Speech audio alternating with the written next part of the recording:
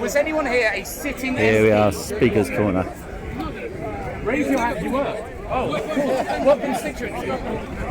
Nah, Oh, see, you're right. You're not seeing MP. Therefore, Here we got the Reform candidate for Southall, Ealing Southall. Here we have Nigel Farage himself. Ignores of London, standing for Speaker's Corner. I'm standing like you for the Speaker's Corner. I'm glad to hear that. From seeing my grandfather before he died. He died in 2020 at the end of it, and we had a very limited funeral. I had to wear a mask through the funeral, and I cried the whole way through because of how degrading that was. It was so... I was so offended. The last that I saw my own father before he died was through the window of the car. Yeah, we're not so yeah, and that was a bad thing. Yes. And the police I'm not enforced going to all of blame the this. care staff that weren't allowing me in. Now, what I'm saying is, did Andrew Bridgen support that? I've no idea. Yes, he did. At the time he did, yes, he did, yeah. No, I mean, this is a point that I'm really serious with the freedom movement, is that there's three categories of people that are not exempt and never get forgiven. From Justice. your forgiveness. No, justice. Because forgiveness, you have to actually repent, and he's not repented. He's not said, I voted for all these things. Well, no, and that that's was not immoral. fair. I mean, no, it is. It is, because he was in a position of power. And none of you were. Yeah, but at least he had a But if vote. someone recognises they're wrong on something, like But me, he had, no, for example. But he had a responsibility to not get it wrong, right? All the MPs, well, okay. all of the MPs, but out of them and all. all of the TV doctors, But out of them and all of the people TV doctors administering, are being paid, yes, and every journalist and every person that administered the jabs. They don't get to be exempt from saying, "Oh, sorry, I didn't know. I didn't do my the research." nurses that administered the jabs, you think are equally culpable. I don't know. I don't think they're Well, there is as some culpable as the culpability, actually. There MPs. is. But how are we going to discuss justice? How on earth are we going to discuss justice? Well, but there is the concept of truth and reconciliation. Yeah, and I'm saying that Andrew Bridgen I has think you said yes. very cleverly got a get out of jail free card. Well, I mean, He is. He's become the hero. When he did less than you, didn't you get arrested like the first day of... No. The first time I argued for lockdown. Either way, you were down But I here. changed my mind, yeah. You know, you A long time before I he did, remember yeah. the first. I remember meeting him at the start of 22, I guess. Yeah, he when we came were- quite late. Well, no, but that was the point. I was stood at the pub with David Curtin, Andrew Bridgen, and Mark Sexton.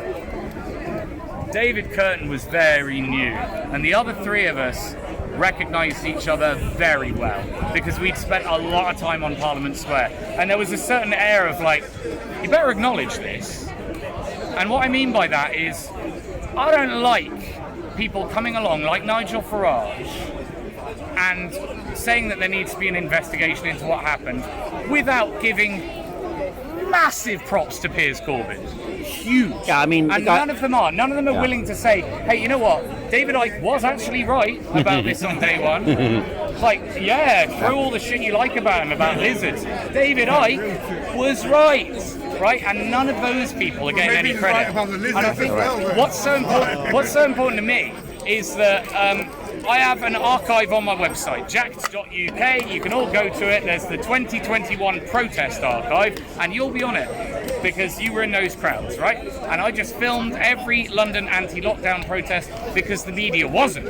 And I love British Pathé, right? I love going back and looking at footage from 100 years ago. I thought that someone needed to do this. Right? It wasn't about filming me and like, oh, I'm an anti-lockdown guy. It was about filming everyone. And I love it. I've got hundreds and hundreds of interviews with fantastic people. It's just genuinely great to watch, and I'm really, really proud of it. And I've never been able to promote that among the people. Re-edit them. Well, I will do, but I'm now terrified. It's history, mate. It's because history. It is history, and all of the people that claim they were against it at the time aren't in that footage. David Curtin's in that footage. Piers Corbyn's in that footage. The Ikes are in that footage. You'll be in that footage, I'm sure. Yeah, no, because we do actually have a movement, and it was really wonderful. And that was what was so scary for me at the Tommy rally, was that it was the very people that I marched He wasn't there either, though. with. Who wasn't? Tommy Robinson. Well, it was the very people I'd marched with when marching through London was like, it wasn't a choice. It was our moral duty to break those rules, I think. Protests now, I feel, are a little bit different, but then because it was illegal to be doing what we were doing, and I believe that was an unjust law, it was the most important thing that we could possibly be doing, and it was tremendous fun. It was just endless fun. I've got to get that for a minute. I think it's really important for people to claim that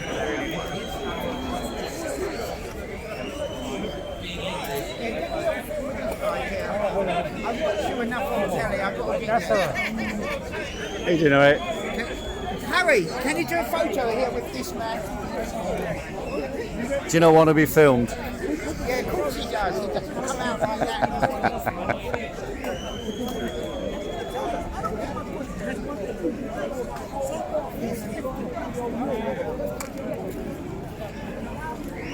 Should I try to call him?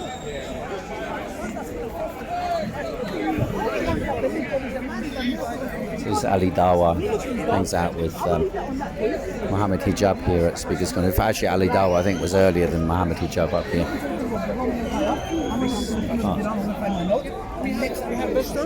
Sounds good, brother. Yeah, but like he said, it's very. When you have sincere Christians who are polite, we have dialogue, we have discussion. Unless these haters who are upset because their church is empty. Brother, did I tell the Christians to not go to church? Millions of them, imagine, millions of people in the Western world have left Christianity. Why are you blaming me, bro? They're upset with me. Why are you upset with us? You don't take your religion seriously. You don't take your religion seriously. You leave your church, you get offended from us, and then you come and have a go at me. I'm the man. Nice discussion. Assalamu alaikum. Ali, I know you're a man of Allah primarily, I hope so. but in this election, will you be supporting? I don't do elections. You don't do elections, I don't do elections. and supporting those opposing the war in Gaza. It is like some Muslims are involved, and I respect that. If they believe that it is going to have an impact, I just believe I've never had hope in the election democracy anyways. We don't believe in it anyways. But when it comes to lesser of two evils, obviously was Muslims are told to support the party that will not obviously kill our brothers and sisters, or anyone for that matter. But I just don't believe in the system. I'm staying away from it this year. Okay, bro. Do you hold the opinion that it's haram to vote? No, it's not haram. Some say it's kufr.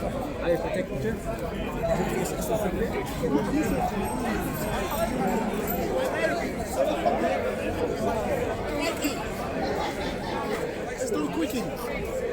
I wanted to do one with you and Steve.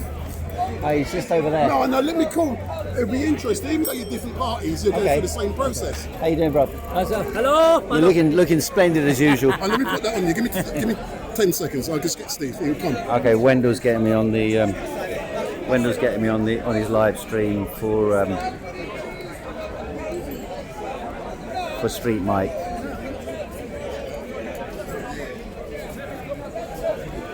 I stand no. The Goon Show, you and me. The Goon Show. You know, can we just say, if you look at the Workers' Party manifesto and you look at the Reform contract, there is a lot of overlap. There are a lot of things we share. But there's also a lot of stuff that we're Have you started? diametrically opposed. Yeah, I have started. He's busy not filming. I am in live, so He's got to introduce us. These two beautiful gentlemen here. You're so kind. They are both standing as parliamentary candidates in the forthcoming general election. Can you please introduce both of you? Steve Chilcott, standing for Reform UK in Ealing Southend. I'm Heiko standing for the Workers' Party in Putney. So tell me, gentlemen, I've had the opportunity to attend both of your constituencies. I attended Heiko's earlier on last week and yours During the GLA mayor. during the GLA mayor election. Can you tell me, Heiko, first, how is your campaign going? Then I'll move to Steve. Well, we've been running a campaign focused on debates. I'm using what I've learned at Speakers Corner over 37 years or so during the debates to try and engage people who come along. So we've got debates pretty much every day. And I've been able to get Well, we've had some debates with all the candidates, and some debates are with only some. So we're trying to create the most interactive and participatory election campaign anywhere in the country, and I think we will achieve that, at least in terms of having public debates. In Putney, I think we'll probably have twice as many debates as any other constituency. So that's my aim, and then we'll see about the results, but that's my aim. And Steve, how's it been going So, for you? very different type of campaign. That's great. Basically, walking the streets, canvassing, leafleting, speaking to people out and about. And what has that been like for you to be walking around, engaging, speaking? You know, what are you getting back from them? It's more exercise than I've had for donkey's years. So you've lost a lot of weight. But what are the local issues that are coming across that they want you to tackle? What I'm getting, I don't know whether Heiko will say the same, it's huge frustration with the uni party has become to huge frustration. So Ealing Southall, we've had a Labour MP for donkey's years, who's unfortunately been very inactive. We've got an Ealing Council, which has really seems to forget Southall even exists. So a lot of people, local people, are completely fed up with the local Labour Party. And so the previous Labour MP is retired, and they put a councillor from Northolt in as the candidate. I'm not sure she's hitting the spot. I think she's just been implanted by the local Labour Party leadership. So there is a lot of people that are fed up with Labour. We're not a very strong Conservative area. The Conservative candidate's been parachuted in from Hertfordshire, very little support. So in summary, just massive frustration with the status quo of local politics. What are the issues coming through for yourself in regards to Putney? Because one of the issues that was really clear is the issue about the bridge and the Hammersmith Bridge, and they're also talking about issues to do with an estate. So what are the issues that people are talking to you about? Well, I mean, local issues are important in one sense, in that they're what people get irate about in the local area because they feel powerless nationally. And so Hammersmith Bridge is one issue. I spoke on Hammersmith Bridge first and said that it could be built within a month or so, because, or at least the bypass around the bridge could be built within a month or so, because, for example, the military are able to do it. And then the Reform candidate, Peter Hunter, who's a military bod, he terminally goes, well, it could be built in a week. That's reform. Quick results. But he was a military man, so we're talking about a logistical issue that I'd raised. And then a couple of days ago, the Liberal candidate, who a few days back said he'd make sure the bridge is built in a year, he now says that the bridge will be built in 3 months. So this is the way you can kind of up the ante in the pressure during debates and discussions. As to the estates, that's quite a complicated issue, but in any case, I don't need to go into it. But there are angry people about various issues. So can I ask you, why Putney? Is that where you live? No, it was a chance. An opportunity. It was because of the positions that had already been taken in different parts and what was available and what was suitable. In Kensington and Bayswater, there's a candidate who used to be the MP, Emma Coe-Dent, and I didn't want to stand against her because she has got quite a strong profile locally. Is she standing for Labour? She's standing against the Labour Party. Against the Labour? Yeah, she opposed them on Gaza and is standing as an independent. She got rather dirtied in the whole Grenfell Tower. Yes, but she stood up for the people in Grenfell, and she's also stood up on Gaza. And so because of that... wasn't she involved in the commissioning of the cladding for Grenfell? Wasn't she a trustee? But I think she was involved in the TMO, Kensington Chelsea TMO. I think she was on the board or involved. I think she's highly respected, and I don't think she's been blamed for anything to do with it. I don't know the exact details, but I don't think she's been blamed for anything to do with it. She's seen as a person who stood by the community. One thing which I really liked when I went along to the hustings, to the debate the other day at the school, was that you was there with a Conservative candidate, and it seemed like you got on very well with that person. Yes, I thought that when I watched it. And quite a rapport there. It was. Who would have thought? It was really nice. But the question I'm going to ask you two to close you're both potentially going to be representing different parties. So, Heiko, tell me something good about Steve, and Steve, tell me something good about Heiko, because like I'm seeing all of the nice, you can cuss each other and what your party stand for. Well, let's hear the good. You know, politics is going to be changing. The Conservatives are going to get wiped out. Good. I shouldn't say that, but we want to see something new coming through. So tell me more how great this man is. Me and Steve have known each other for a long time at Speaker's Corner. Yeah. We've never been the closest of friends, but we agree to disagree, and we and over time we become less antagonistic towards each other. In particular, because of be careful of the buttons there, because of the correspondence in lockdown. So, for example, there was some lunatic who even put out a video saying that we were in a conspiracy, a right-wing conspiracy with each other, because we both appeared at the Sarah Everard event, trying to turn, which I think we were both unified on, trying to turn the anger about the killing of Sarah Everard into part of the struggle against the lockdowns, and I think we succeeded in that. So we're brothers in arms on some issues.